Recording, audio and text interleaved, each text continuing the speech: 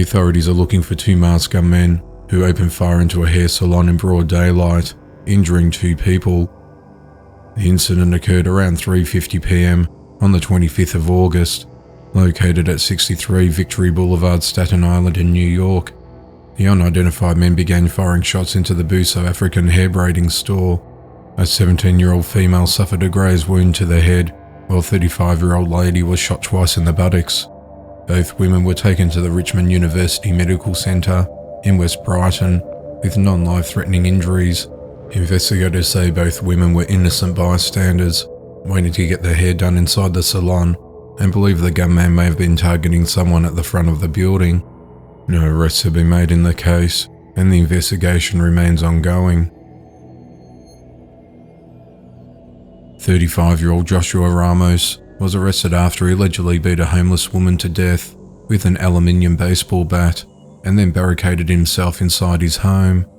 The incident began at around 8:15 a.m. on the 25th of August, when officers first responded to the 2300 block of Venice Boulevard in Los Angeles, California, on reports of an assault with a deadly weapon.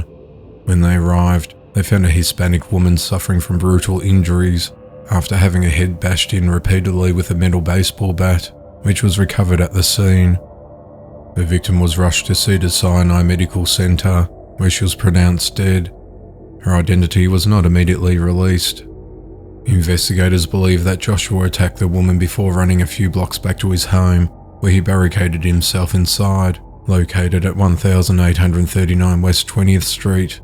Neighbours surrounding Joshua's home were evacuated from their homes, and police SWAT teams and armoured trucks lined the block until Joshua was brought into custody at around 1:30 p.m, located in an alleyway behind a single-storey house where he's lived since high school. The authorities said that Joshua was exhibiting erratic behaviour, where he was seen smashing windows and damaging property in the area earlier that morning, likely caused by substance abuse over many days. Investigators did not disclose whether Joshua knew his victim, or if he had any relationship with the woman, or what the motive of the attack was. He's been held at the Los Angeles County Sheriff's Department on a $2 million bond.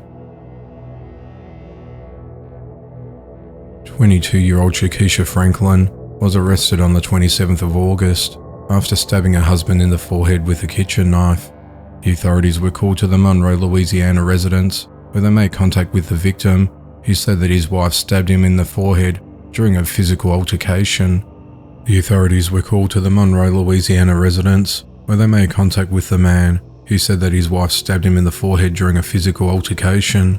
He also mentioned that Shakisha's 2-year-old son was present during the attack. When the deputies questioned Shakisha, she said the pair were arguing over a past relationship until she lost her temper. She admitted lunging at her husband with a knife and struck him in the forehead. The couple have been married for about a year and have been living together for the past 3 months. Shakisha was taken into custody and has been charged with aggravated battery, and she's held at the Washita Correctional Center without bail.